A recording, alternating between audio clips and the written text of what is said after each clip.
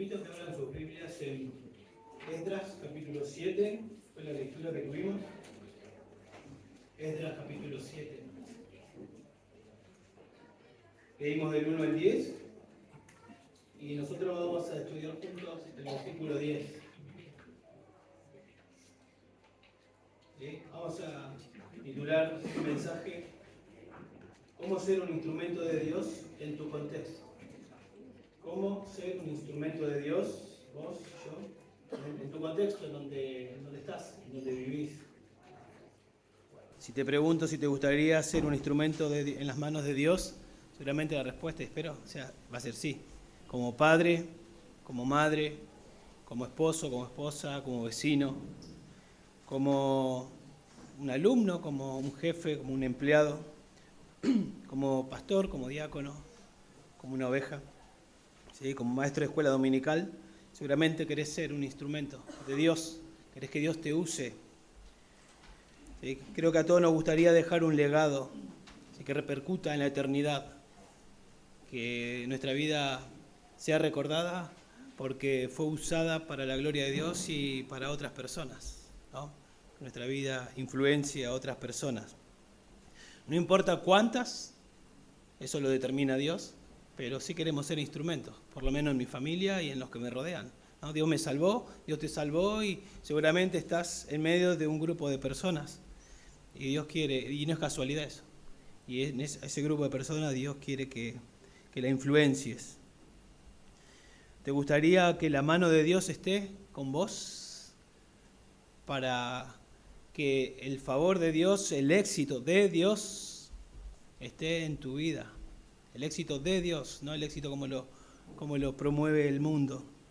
El éxito de Dios, el favor de Dios. Acá, si ustedes prestaron atención, cuando se hizo la lectura bíblica, dice más de una vez, en 2 veces por lo menos, que la mano de Dios estaba con Esdras. Y estaba con Esdras para bendecirlo, para favorecer la vida de Esdras, para favorecer el ministerio de Esdras. Y hubo éxito en en el ministerio de Esdras porque la mano de Dios estaba con Esdras. Y no tanto hubo éxito por la sagacidad o la inteligencia de Esdras, sino más bien porque la mano de Dios estaba con él. Pero Esdras hizo algo que nosotros podemos imitar también. Nosotros podemos imitar a Esdras. Había obras preparadas de antemano para Esdras, después esas obras las podemos, seguramente Dios lo fue usando, pero nosotros nos damos cuenta que lo usó de manera tremenda cuando leemos en Nehemías, 14 años más tarde. Él predica a muchas personas y ocurre un gran avivamiento. Pero Esdras, antes de que eso pase, Dios estuvo trabajando en la vida de él, ¿sí? Bueno, la Biblia dice que hay obras preparadas de antemano para los que Él salvó. La salvación no es por obras, para que nadie se gloríe, pero una vez que nos salva hay obras preparadas de antemano, y muchas de esas obras tienen que ver con personas. La mayoría, diría yo. Siempre estamos rodeados de personas y queremos que Dios nos use. Pero antes de meternos en el texto, un poquito el contexto, más que nada el contexto histórico.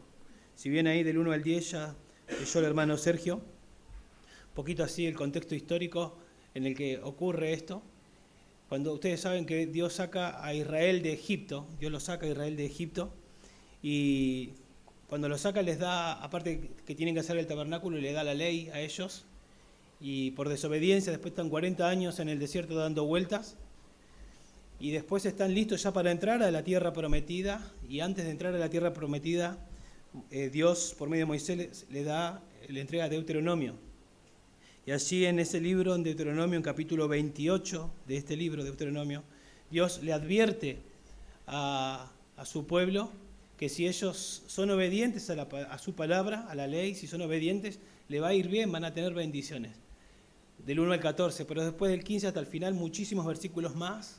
O sea, hay un énfasis tremendo en que si desobedecen, no una vez, sino que si desechan la palabra de Dios, si dejan de lado la palabra del Dios que los sacó de la tierra de Egipto y los llevó a la tierra de Canaán, si ellos la desprecian, ellos van a sufrir consecuencias, porque Dios al que ama, disciplina. Dios les iba a disciplinar, Dios les iba a traer un castigo a ellos.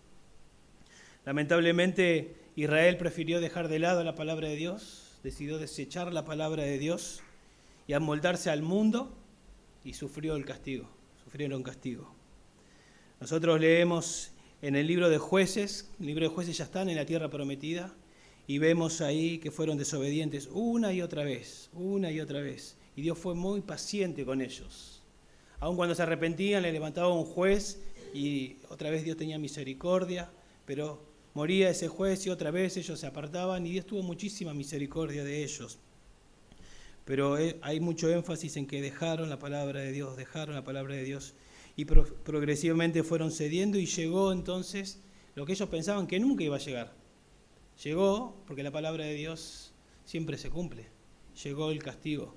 Y ellos en el año 722 llegó Siria y los llevó en cautiverio a 10 tribus, conocidas como las 10 tribus del norte, porque el reino se había dividido. 10 tribus del norte fueron llevadas en cautiverio, y en el año 586, o 605, 597 y 586, así en 3 etapas, fueron llevadas a Babilonia, también por desobediencia. Duraron un poco más las 2 tribus del sur, por ser obedientes, ser un poco más obedientes que las tribus del norte, duraron un poco más en la tierra, pero terminaron también apartándose y desechando la palabra de Dios. Y bueno, llegó lo que Dios había dicho, llegó el castigo por dejar de lado la palabra de Dios. ¿Qué pasa? Que desechar la palabra de Dios es desechar a Dios. Desechar la palabra de Dios, dejar de lado la palabra de Dios es desechar a Dios, porque nosotros sabemos, todos nosotros, que Dios, más que nunca en este tiempo, una vez que se cerró el canon, se revela solamente por la Escritura, por la palabra. Toda la Escritura es inspirada por Dios, Y dejar de lado a la palabra de Dios es dejar de lado al Dios que inspiró su palabra. ¿Yo cómo voy a saber lo que Dios dice, lo que Dios espera de mí, si no estoy en la Biblia? Tenemos que entender eso. Dejar de lado la palabra de Dios es desechar a Dios. Adán y Eva no fueron obedientes a un mandamiento y no les fue bien. Hubo muchas consecuencias. Nadie se endurece contra Dios y le va bien. O sea, no nos tenemos que engañar que dejando de lado la palabra de Dios va a ir bien. Tarde o temprano van a venir las consecuencias. Unas más duras que otras, pero las consecuencias siempre van a estar. Siempre va a haber. ¿Sí? Siempre.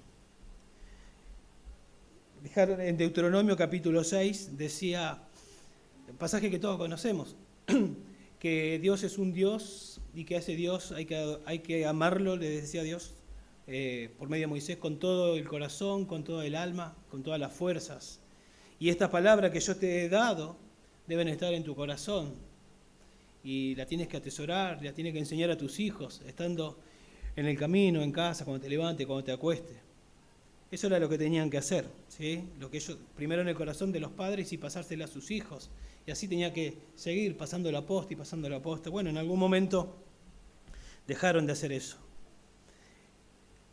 Después de Deuteronomio estaba Josué. Josué, ahí tenemos cuando entran a la tierra prometida y comienzan a conquistar. Y después viene Jueces, un libro que revela mucha oscuridad espiritual.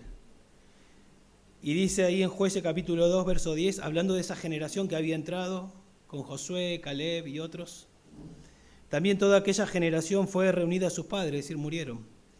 Y se levantó otra generación después de ellos que no conocía al Señor, ni la obra que Él había hecho por Israel. Entonces los hijos de Israel hicieron lo malo ante los ojos del Señor y sirvieron a los Baales. Y abandonaron al Señor, el Dios de sus padres, que los había sacado de la tierra de Egipto. Y siguieron otros dioses de entre los dioses de los pueblos que estaban a su derredor. Se postraron ante ellos y provocaron a ira al Señor. Y dejaron al Señor y sirvieron a Baal y a Astarot. Y se encendió la ira del Señor contra Israel. Y los entregó en manos de salteadores, que los saquearon. Y los vendió en manos de sus enemigos de alrededor. Y ya no pudieron hacer frente a sus enemigos. Por donde quiera que iban, la mano del Señor estaba contra ellos, no sobre ellos, favoreciéndolos, contra ellos, para mal, tal como el Señor había dicho, Deuteronomio 28, y como el Señor les había jurado, y se angustiaron en gran manera. Y bueno, y después terminan yendo en cautiverio, como les dije, año 722 y año 586. Pero Dios había dicho también que iban a estar en cautiverio 70 años y después de 70 años iban a volver. Dios los lleva con un propósito, cumpliendo lo que Él había dicho, pero no los abandona. El Señor va a volver porque tiene un pacto hecho con ellos. ¿Sí? Y en el año 538 Dios levanta un rey llamado Ciro, rey persa, y él permite, saca un edicto y les permite regresar y tener libertad de culto al pueblo, a los judíos, que puedan regresar a la tierra de la cual ellos habían sido quitados. Y también regresan en 3 etapas. En el año 538 lo tenemos del capítulo 1 de Esdras al capítulo 6, y después en el año 458, liderado por Esdras, otro grupo sale y va a la tierra prometida. Capítulo 7 al capítulo 10 de Esdras. Nosotros estamos en el capítulo 7, que es el segundo grupo que va. Y si ustedes prestaron atención a la lectura, dice que tardaron 4 meses en el viaje y llegaron con éxito. Y enfatiza porque la mano de Dios estaba con Esdras. Después hay un regreso más con Nehemías en el año 445, y es ahí donde Dios usa de manera poderosa a Esdras. Así que por la gracia de Dios, después de 70 años otra vez estaban en la tierra. Esdras llevaría la palabra de Dios, se construye el templo, se llega a construir los muros, y bueno, y para que en el centro esté la palabra de Dios, y Dios iba a usar un hombre, y este hombre iba a ser Esdras. Un gran avivamiento iba a ocurrir. Si leyeron Nehemías capítulo 8, ustedes ahí pueden leer la exposición de la palabra y cómo Dios trabaja en la vida y en los corazones de todas esas personas que están escuchando.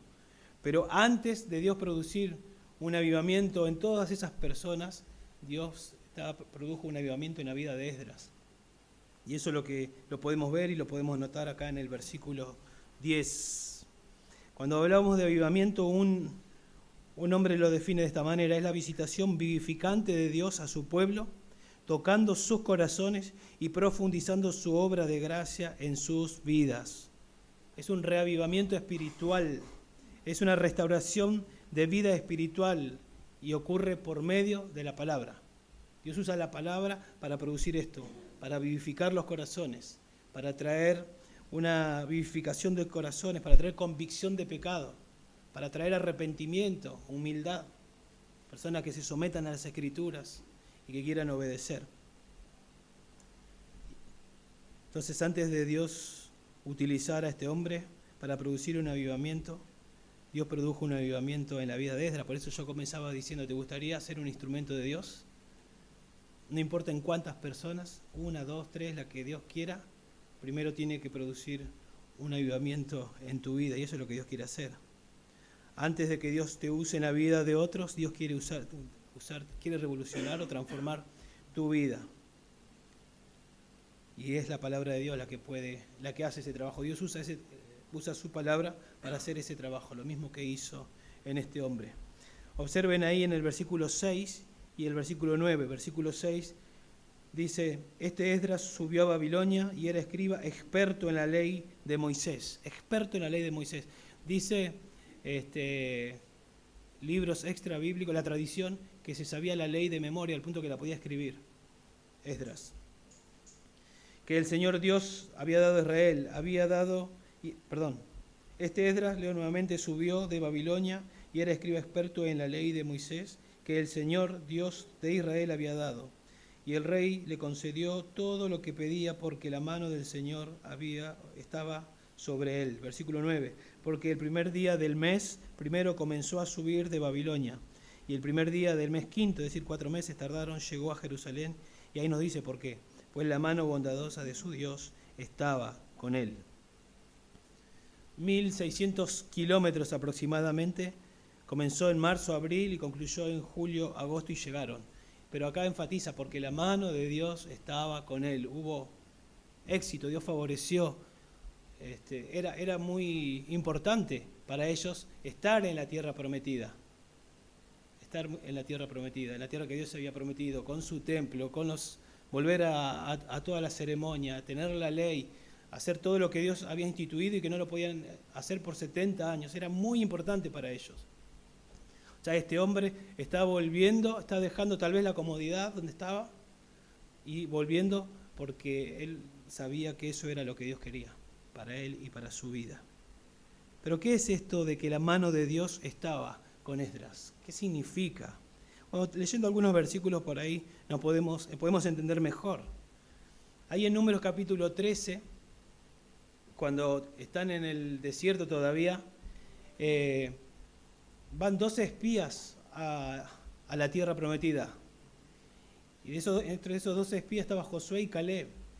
Y después de 40 días ellos vuelven y 10 de ellos comienzan a murmurar y a bajonear, como decimos nosotros, al pueblo, diciéndole, no vamos a poder, paredes amuralladas, hay gigantes, es imposible, no hubiésemos quedado en Egipto. No era lo que decía Caleb y Josué. Y entonces después que Dios por medio de Moisés los exhorta a ellos, y obviamente Dios no está contento con la actitud de ellos, de hecho viene juicio sobre estos 10 hombres, ellos después, sin la autorización de Dios, dicen, bueno, subamos. Y Dios le dice, no subáis, no sea que seáis derribados. Moisés, por medio, obviamente inspirado por Dios, no subáis, no sea que seáis derribados delante de vuestros enemigos, pues el Señor no está entre vosotros. ¿Qué significa? Dios no está para ayudarles, Dios es omnipresente, está en todos lados. Sí que iba a estar, pero no iba a estar para favorecerlos, para ayudarlos, para darle éxito. Después ustedes acordarán un pasaje muy conocido, ellos tienen victoria cuando entran, Josué capítulo 6, Jericó, y después cuando tienen la batalla en Jai, hay derrota, y ellos no pueden entender qué pasó. Y era que habían robado, habían tomado del anatema, ¿se acuerdan? Acá, y no hubo victoria porque en los dos casos que les mencioné, desecharon la palabra de Dios, dejaron de lado la palabra de Dios. Y un caso positivo, Hechos, capítulo 18, verso 9, Pablo, por medio después de un viaje después de su ministerio, dice, y por medio de una visión durante la noche, el Señor dijo a Pablo, no temas, sigue hablando. Esto tenía que ver con la ciudad de Corinto. Sigue hablando y no calles, y le da la razón. Sigue hablando, sigue predicando. Y la razón es porque yo estoy contigo.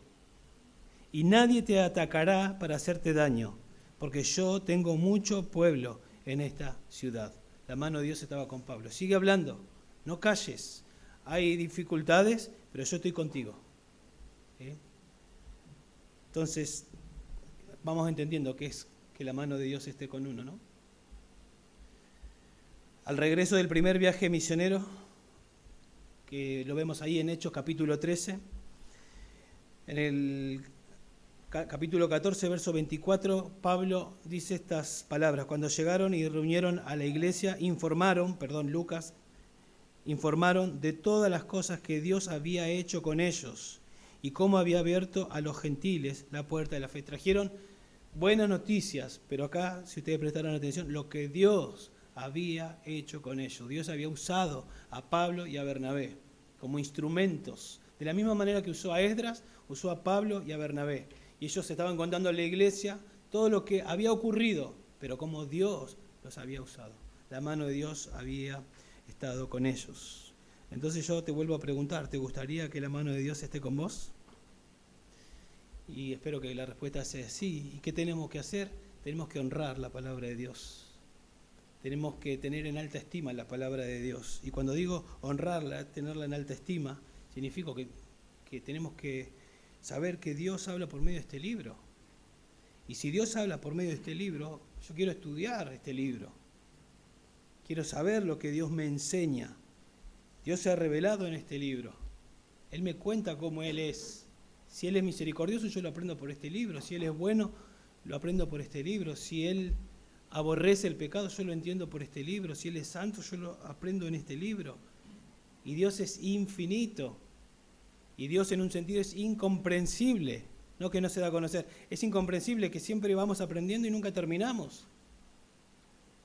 Entonces, si Dios habla por medio de este libro, yo quiero estudiar este libro.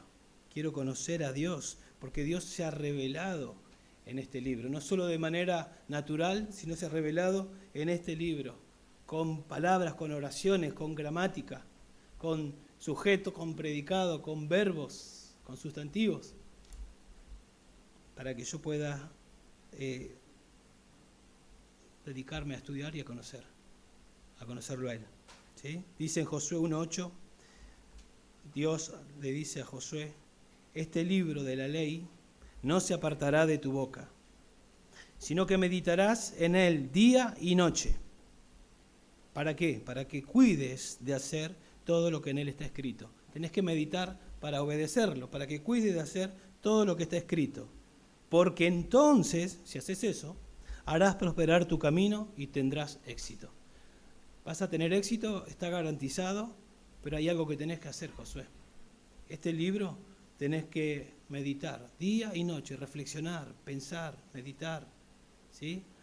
Tenerlo en tu corazón. ¿Para qué? Para poder recitarlo de memoria, para obedecerlo, para guardarlo.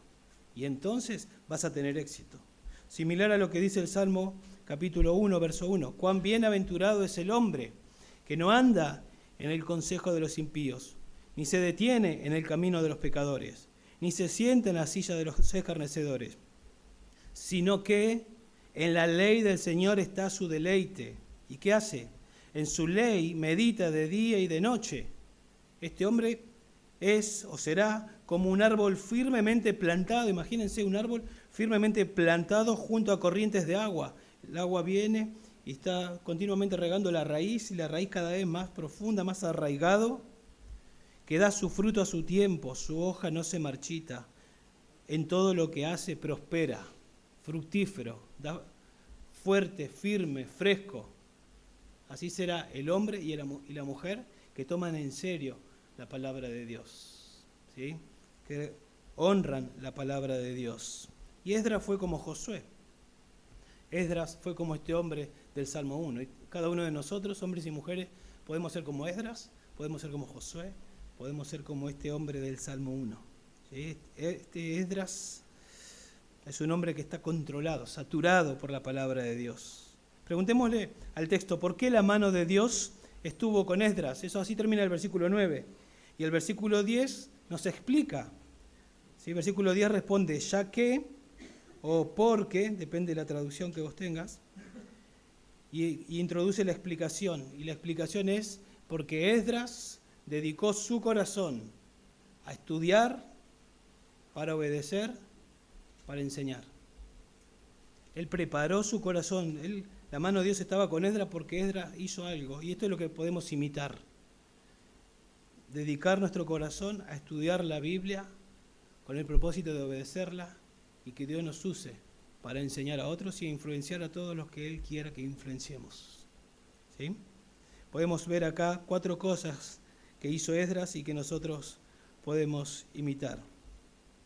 Vuelvo a decir, Dios levantó a Esdras para producir un gran avivamiento. Esdras no sabía cómo lo iba a usar Dios, pero sí sabía lo que tenía que hacer. Algunos de acá no saben todavía cuántos hijos van a tener, a cuántos van a influenciar, cuántas personas van a tener algún día en las que los puedan influenciar, ni sabemos, pero sí sabemos que lo que tenemos que hacer esto.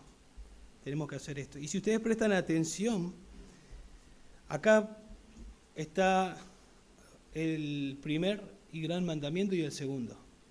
Porque si yo amo a Dios con toda mi mente, con todo mi corazón, mi mente y mi alma, lo demuestro conociéndolo, lo demuestro obedeciendo.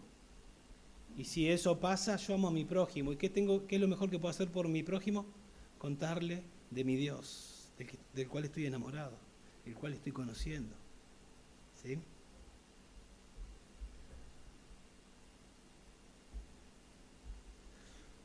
Acá está entonces lo que nosotros tenemos que hacer, ¿sí?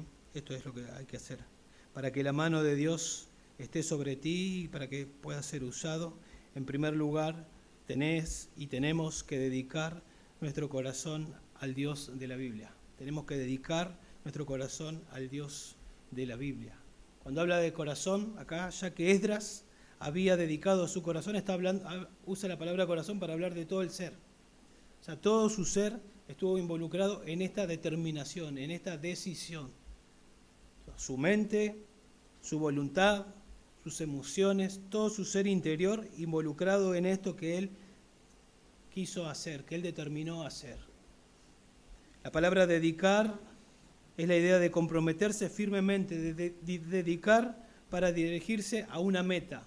Él determinó dirigirse a una meta, y esa meta era conocer a Dios con el propósito de obedecerlo y que Dios lo use en la vida de otros.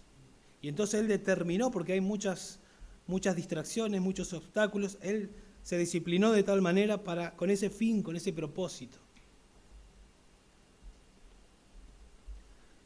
O sea, desde el más profundo de su ser tomó la determinación de apuntalar su corazón, su mente, su voluntad, ¿sí?, para poder hacerlo. Yo me acuerdo, se me viene a la mente personas que con una meta se sacrificaron, hicieron grandes esfuerzos. Me acuerdo en el Mundial del 94, previo al Mundial del 94, algunos se pueden acordar, otros no, que los medios seguían a Maradona cómo se entrenaba para llegar bien a ese Mundial. Y agarraba la camiseta y la doblaba y toda la transpiración, y se preparó para algo pasajero. Bueno, también todos conocemos a Ronaldo. Sabemos entre Ronaldo y Messi quién es mejor. Pero Ronaldo siempre estuvo ahí, un escalón más abajo, y siempre compitiéndole por su disciplina. Todos cuentan que cuando llegaba él ya estaba haciendo gimnasio. Cuando todos se iban, él se quedaba haciendo otros trabajos y era muy disciplinado en todo, en lo que comía, etcétera, etcétera, porque su meta es, y bastante, todos sabemos, egoísta, ser el mejor. Bueno, nosotros queremos hacer algo similar, pero queremos ser el mejor cristiano como Jonathan Edwards, sin competir con nadie. Si hay alguien que sea la persona más santa, decía Jonathan Edwards en una de sus resoluciones, ese hombre quiero ser yo, me propongo ser yo. Y bueno, eso es lo que tenemos que hacer, ¿no? Queremos conocer más a Dios y que Dios nos use.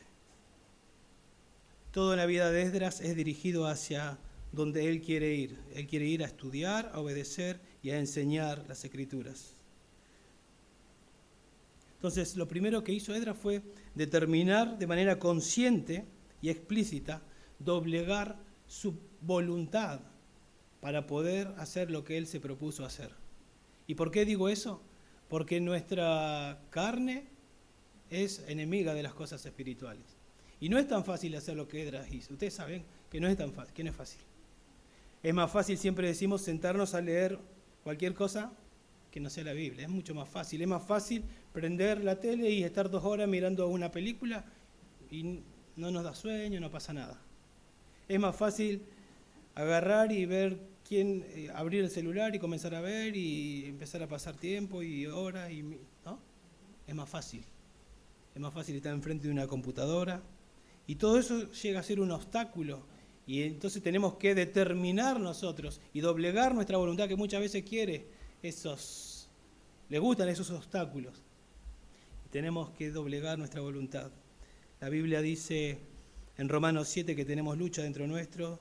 En Gálatas capítulo 5, verso 6, dice que el espíritu se opone a la carne se opone al espíritu para no hacer lo que queremos hacer. La voluntad humana, dice alguien, es egoísta y rebelde, entregada a la satisfacción y a los deseos de la carne, así por naturaleza. Cuando Dios nos salva, eso cambia. Dios nos pone nuevos deseos, de manera que ahora deseo, como el niño recién nacido, la leche espiritual no adulterada, pero todavía hay una lucha en mi interior. Ya no soy el que era, soy una nueva criatura, pero sigue habiendo esa lucha.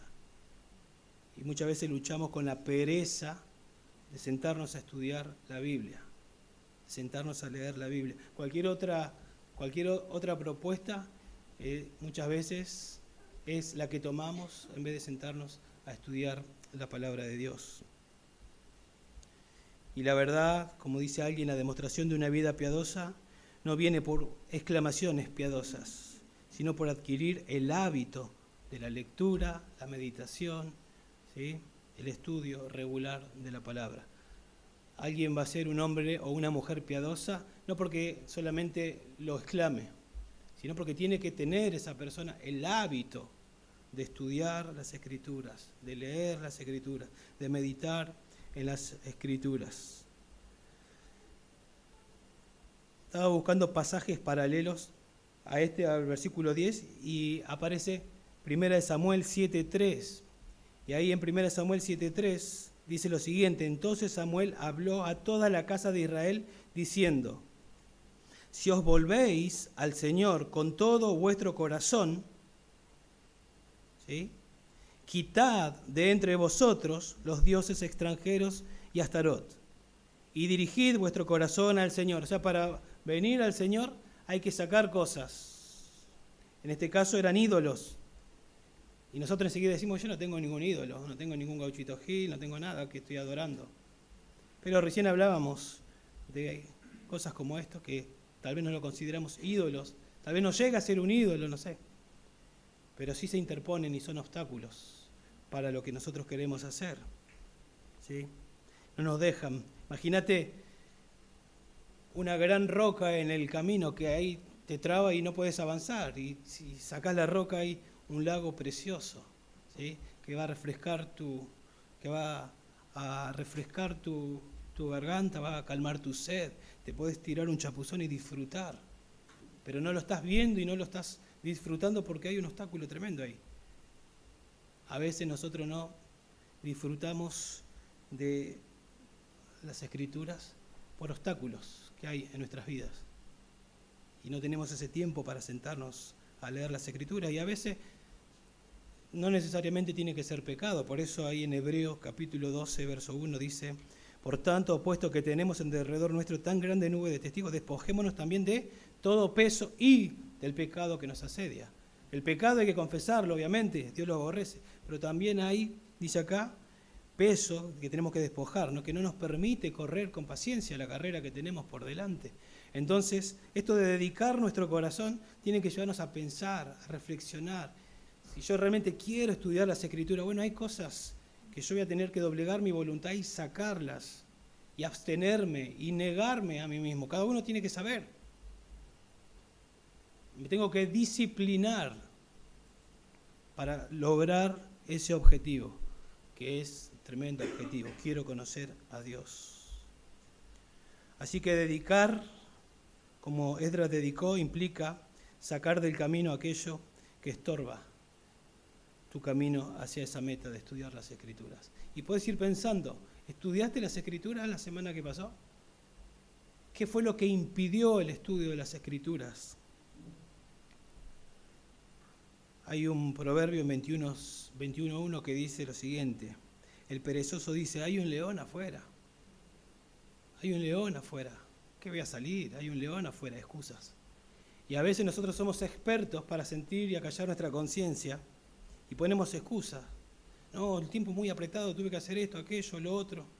John Piper dice: si comiste hoy, entonces tenías tiempo para leer las Escrituras. ¿Cómo? ¿En qué momento? No hubieses comido y hubieses leído, y hubieses estudiado. No solo de pan vivirá el hombre. Pero en ese momento preferimos nosotros: no, prefiero comer y no como las Escrituras. Siempre, no, creo que nadie llega a eso, pero lo que está tratando de decir es que no nos engañemos, que no tenemos tiempo, que estamos muy atareados, que hay muchas cosas.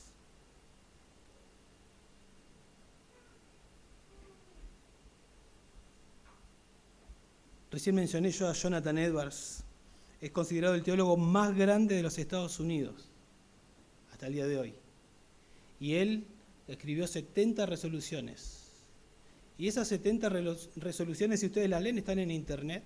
Fueron porque él hizo algo similar a lo de Esdras. Él dedicó su corazón y él escribió resoluciones que lo ayudaran a no desviarse, porque él sabía, él conocía su corazón, a no desviarse y poder ir por el camino de estudiar para obedecer, para influenciar a otros.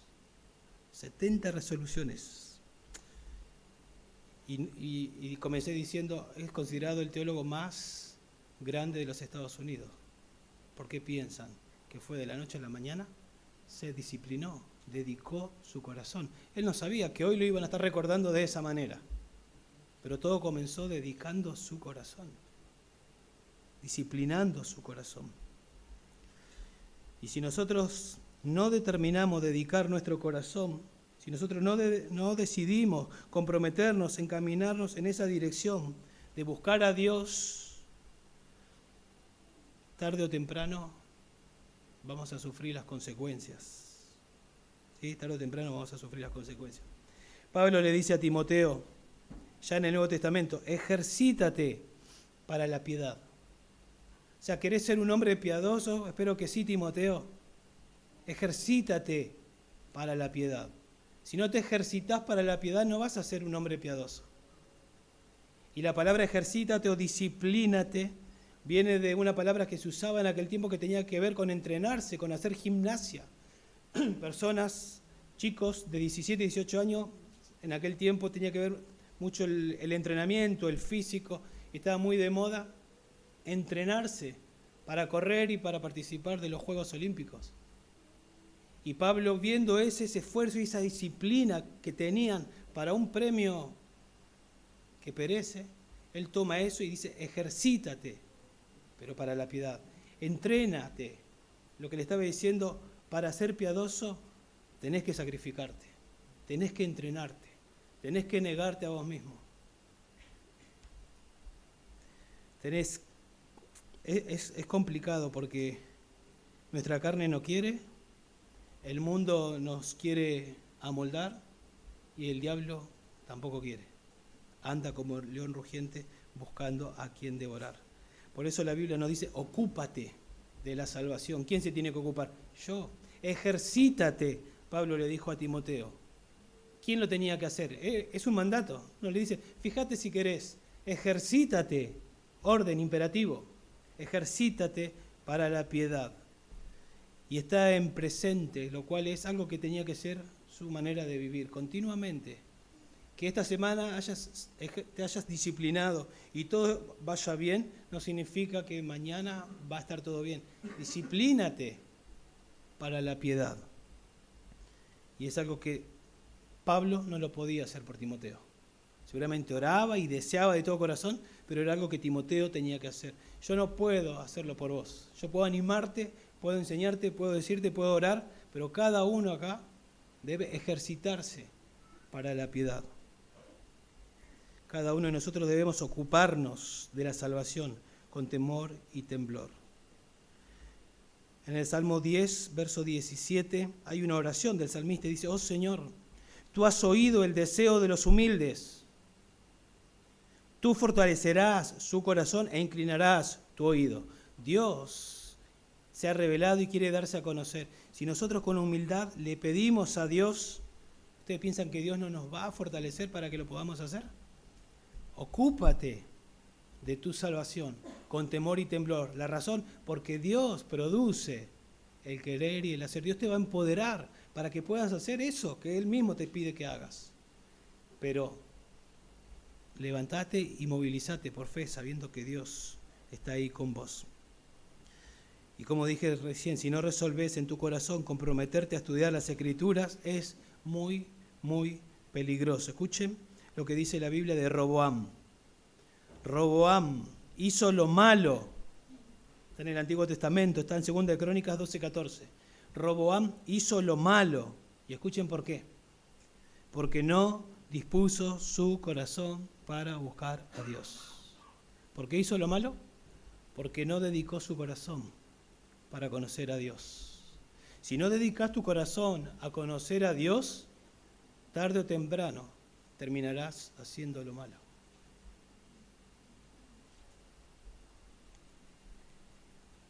Y escuchen lo que dice la Biblia en 2 de Crónicas, capítulo 19, verso 3, de Josafat. Se han hallado en ti cosas buenas. ¿Por qué? Porque has quitado las aceras de la tierra y has dispuesto tu corazón para buscar a Dios. Sacaste lo que había que sacar y disciplinaste tu vida y dedicaste tu corazón a buscar a Dios. Se hallaron cosas buenas. ¿Ven el contraste? Ahí empieza todo. Lo que viene a continuación empieza porque vos podés tener un gran deseo. Yo quiero estudiar la Biblia, yo quiero obedecer a Dios, yo quiero que Dios me use con otros. Y está buenísimo que tengas ese deseo. Pero si no disciplinás Tu corazón. Si no pensás qué es lo que tenés que sacar y dedicás tu corazón para que eso pase, para que estés sentado, va a quedar todo en buenos deseos nada más. Entonces necesitas dedicar tu corazón a Dios, como lo hizo Esdras. Necesitamos dedicar a Dios. ¿Para qué? ¿Qué más necesitamos hacer? Dice, ya que Esdras había dedicado su corazón a estudiar la ley del Señor. Apuntalamos nuestro corazón para hacer esto, con este propósito, para estudiar la ley de Dios, para escudriñar, para investigar, para inquirir. Esa es la idea de estudiar, es buscar con cuidado, buscar con diligencia. ¿Qué es lo que busca Esdras? La ley del Señor. La palabra ley es la instrucción de Dios. Yo no quiero vivir como a mí me parece. Yo quiero vivir por la instrucción de Dios. ¿Y dónde encuentro la instrucción de Dios? Se reveló en este libro. Entonces voy a estudiar este libro para que Dios me instruya. Él es el autor de este mundo. Él me dio el libro para saber cómo vivir en este mundo. Gracias Dios por darme la Biblia. Yo la quiero estudiar con diligencia. Quiero ser instruido por vos. Dios se reveló y Dios dice, no se alabe el sabio ni el rico en su riqueza, etc. ¿Se acuerdan? No hace mucho predicamos. Sino alabes en esto el que ha de alabarse, en conocerme y en entenderme que yo soy Dios, que yo soy el Señor. O sea, Dios se ha revelado y Dios le encanta que nosotros determinemos como Esdras, Señor, quiero conocerte. El Señor está ahí para que le podamos conocer. Pero la meta de Esdras no era solamente intelectual, ¿sí? Por eso dice que él dedicó su corazón, todo su ser interior, para estudiar y después va a decir, para obedecer. Porque él entendía que Dios se reveló por medio de este libro, ¿sí? Nosotros necesitamos, como dice 2 de Timoteo 2:15, necesitamos ser diligentes y trazar con precisión la palabra. Necesitamos conocer qué dice la Escritura. Nosotros queremos ser como los de Berea, ahí en 17:11. Estos eran más nobles que los de Tesalónica, pues recibieron la palabra con toda solicitud, escudriñando diariamente las Escrituras. ¿Para qué? Para ver si estas cosas eran así. Queremos conocer la verdad y sabemos que Dios se reveló en este libro. Entonces escudriñaban, ponían el sentido. Espero que ustedes estén mirando si lo que estoy diciendo es un invento mío o está acá. Que puedan ver, está en la Biblia, viene de la Biblia, y que su actitud sea, quiero conocer a Dios, y que verifiquen si se está enseñando lo que la Biblia dice. Porque simplemente que se abra la Biblia y se hable cosas de Dios no significa que es la palabra de Dios. Se tiene que transmitir el significado del texto, y eso es lo que ustedes tienen que venir preparados. ¿Me está explicando lo que Dios quiso que diga ese texto? Y entonces sí es la palabra de Dios. Yo quiero conocer a Dios. Dios se ha revelado en este libro. Dios manda a los fariseos a que vayan al libro y que examinen, que estudien las Escrituras. Dios muestra su gloria en este libro. Y a medida que el Señor nos va enseñando y nos va mostrando su gloria y nosotros vamos obedeciendo y aplicando lo que Él dice, Dios nos va haciendo crecer. Nos va llevando en santificación. Entonces yo te pregunto, ¿estudiás la Biblia? ¿Estudiás la Biblia? ¿Deseas saber y conocer a Dios? ¿Deseas saber qué es lo que Dios dice? ¿Deseas conocer a Dios? Preguntas básicas que las tiro como para disparadores para que, qué bueno, puedo empezar con esto. ¿Sabés cuál es el tema de cada libro de la Biblia? ¿Sabés cuál es el propósito de Génesis? ¿Cuál es el propósito de Éxodo? ¿Cuál es el propósito de cada libro de la Biblia? Cómo la Biblia va progresivamente, Dios se va revelando y todo lleva a la gran historia que es la revelación de su Hijo para que venga a este mundo, para tener un pueblo para su gloria. ¿De qué habla este libro, Ageo? Y que vos puedas conocerlo. No para competir con nadie, sino lo estoy tirando para que, qué bueno, voy a empezar de esa manera tal vez. Porque quiero saber la historia de la Biblia, que es la historia de un hombre principal que es Jesús y cómo se fue desarrollando y todo lo que falta por venir. Y yo quiero conocer más y más y más a ese Dios para adorarlo, para obedecerlo y para que Dios me use en la vida de otros. ¿Es tu gozo conocer a Dios por medio de las Escrituras? Si quieres conocer a Dios, no hay otra manera que no sea por medio de la Biblia. Si no lo vas a conocer por medio de sueños, no lo vas a conocer por medio de ningún otro lugar que no sea por medio de la Biblia. Entonces necesitamos que la palabra de Cristo more en abundancia en nosotros, que more, que habite en abundancia en nosotros. Entonces compromete tu corazón con el Dios de la Biblia, comprométete para estudiar la Biblia. ¿Cómo vas a organizar tu día, tu semana, el lunes, el martes, el miércoles, para estudiar las Escrituras? ¿Cómo lo vas a hacer?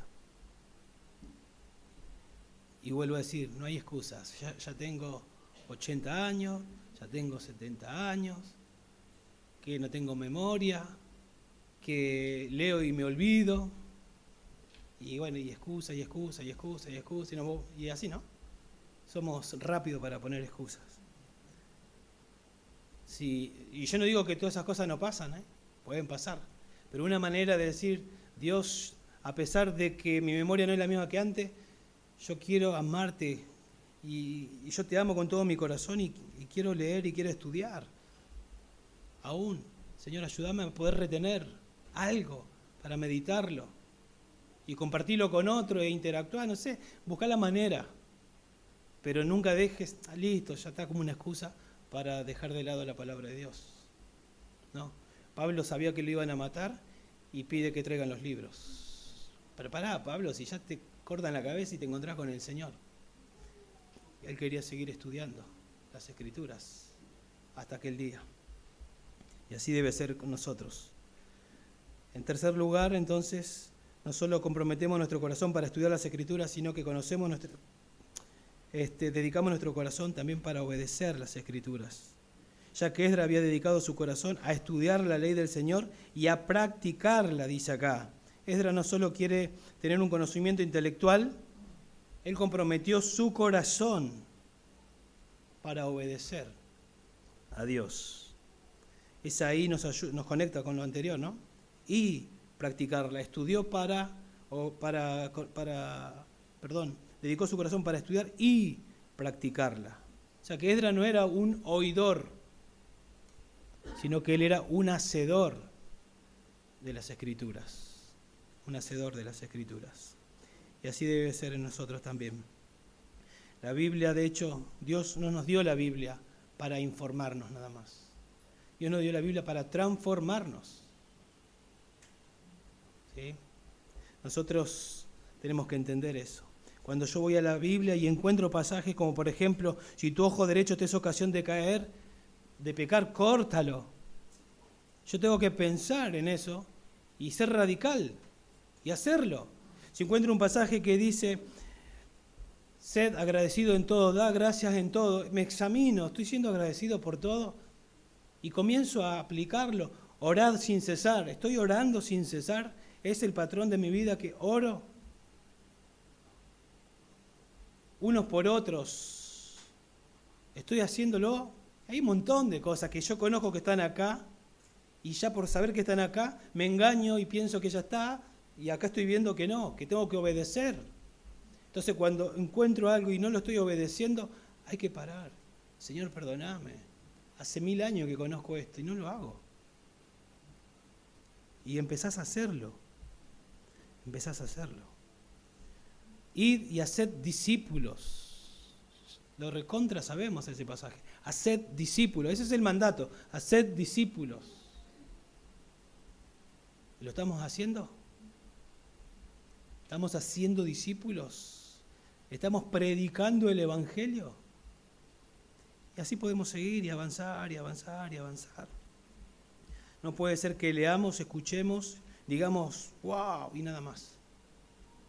Y nos engañamos, nos hacemos trampa a nosotros mismos. De hecho, ahora estás aprendiendo algo.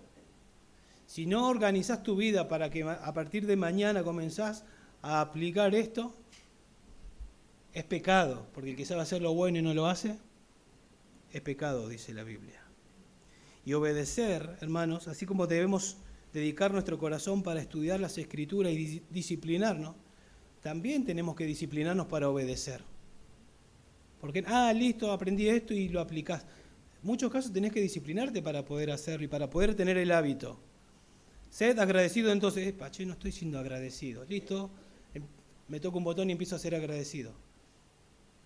Me empiezo a disciplinar y entonces empiezo a planificar cómo lo voy a hacer.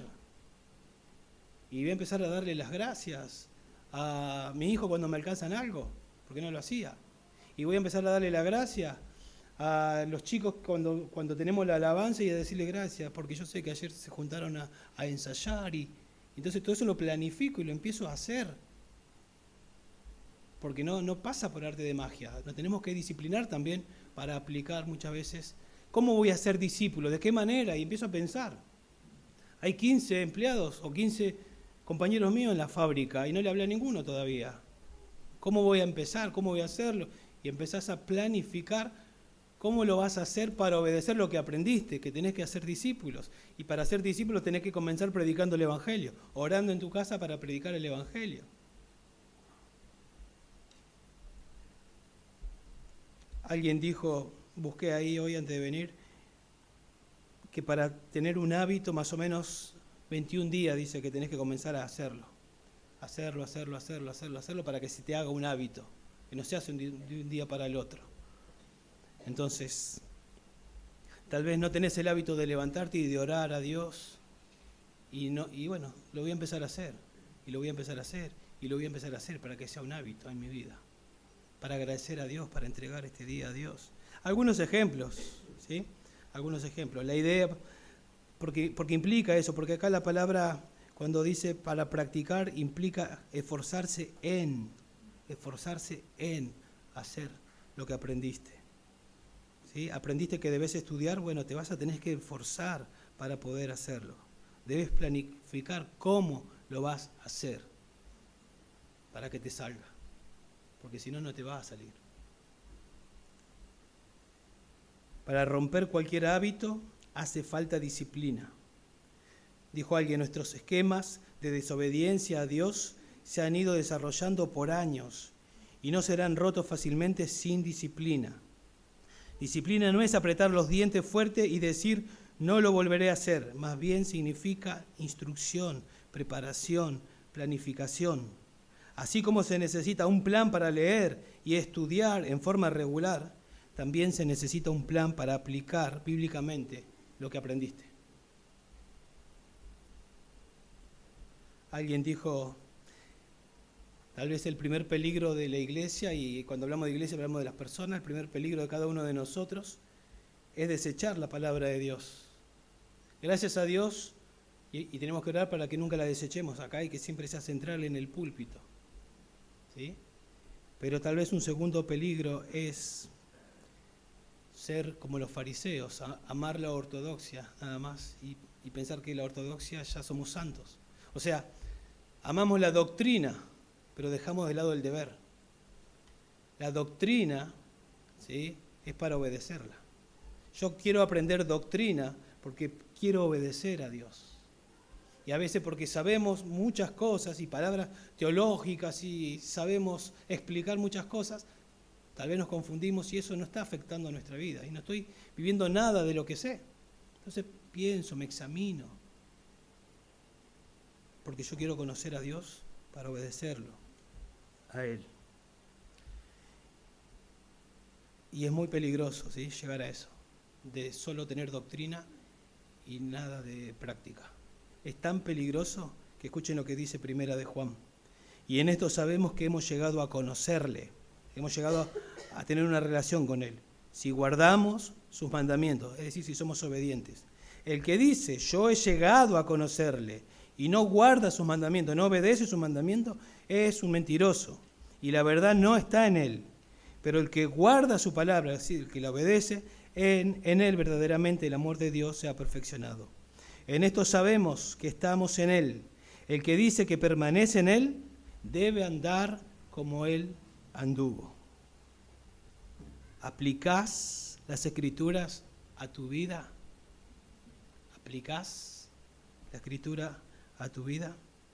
¿Vas a aplicar lo que hoy Dios te está enseñando, lo que Dios nos está recordando? Porque no es nada nuevo. ¿Vas a pensar, vas a meditar, vas a ajustar lo que tengas que ajustar en tu vida para aplicar esto en tu vida?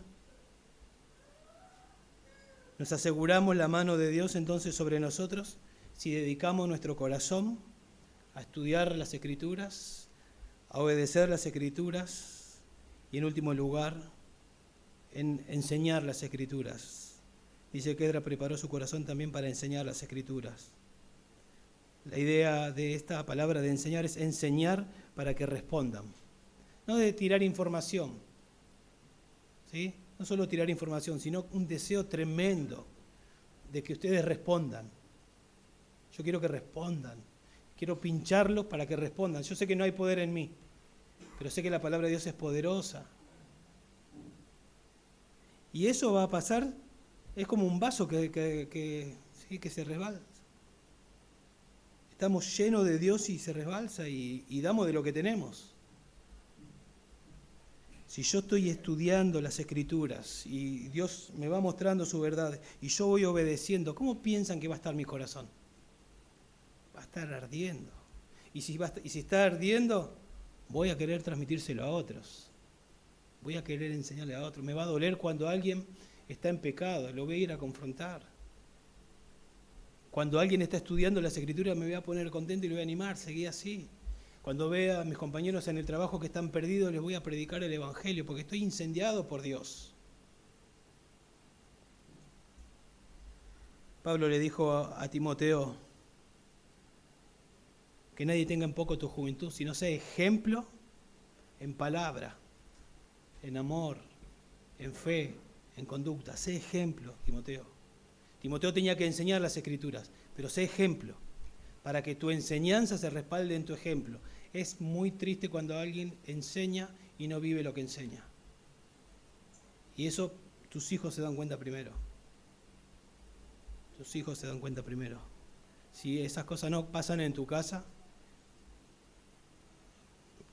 no te van a querer escuchar. Si sos un hipócrita o la Biblia es mentira. Pero cuando vos enseñás en tu trabajo o en donde sea, enseñás o en tu casa, enseñás y ven que realmente la Biblia te está transformando, que te está haciendo un mejor cristiano, un mejor humano. ¿Sí? Porque ¿quién fue el humano por excelencia? Cristo. Y Dios está formando ¿a quién en tu vida? A Cristo. Entonces, te van a escuchar, o por lo menos tenés la autoridad para poder decirlo y hacerlo. Pablo dice en Filipenses 4:9, lo que también habéis aprendido y recibido y oído y visto en mí, esto practicado. Lo podían escuchar, lo podían ver, lo vieron actuar. En 1 Corintios 11:1, sed imitadores de mí, dice Pablo, como también yo soy de Cristo. Hechos 1:1, el primer relato que escribí, Teófilo, trató de hacer lo que Jesús comenzó a hacer y a enseñar. Lo que Jesús comenzó a hacer y a enseñar. Termino con las palabras del comienzo. ¿Te gustaría ser un instrumento en las manos de Dios? ¿Te gustaría ser ese padre, esa madre, ese esposo, esa esposa, y ese hombre, esa mujer que Dios use? Tenemos que imitar a Esdras entonces. ¿Sí? Pero más que a Esdras, si nosotros hacemos lo que Esdras hace, vamos a estar haciendo lo que hizo Jesús. Jesús es Dios que se hizo hombre y Él dice en la Biblia que fue creciendo en sabiduría. Él, en su humanidad, estudió las Escrituras. Y dice en Hechos, recién le acababa de leer, que Lucas dice, yo te escribí el tratado de lo que Jesús comenzó a hacer y a enseñar. Era ejemplo y enseñaba, estudiaba. Y desde allí él obedecía y enseñaba. Mi comida es hacer la voluntad del que me envió. He acabado la obra que me diste que hiciese. Fue obediente hasta la muerte y muerte de cruz.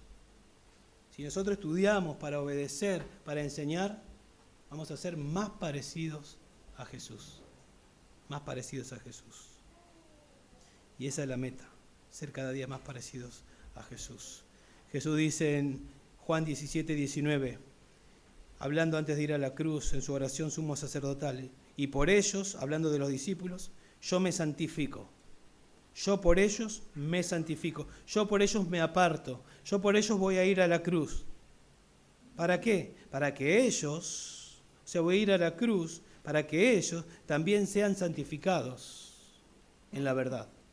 O sea que Jesús fue a la cruz e hizo el sacrificio que hizo y nos trajo redención y nos salvó. Si te arrepentiste de tu pecado y creíste en Jesús, Él lo hizo para darte salvación y santificación.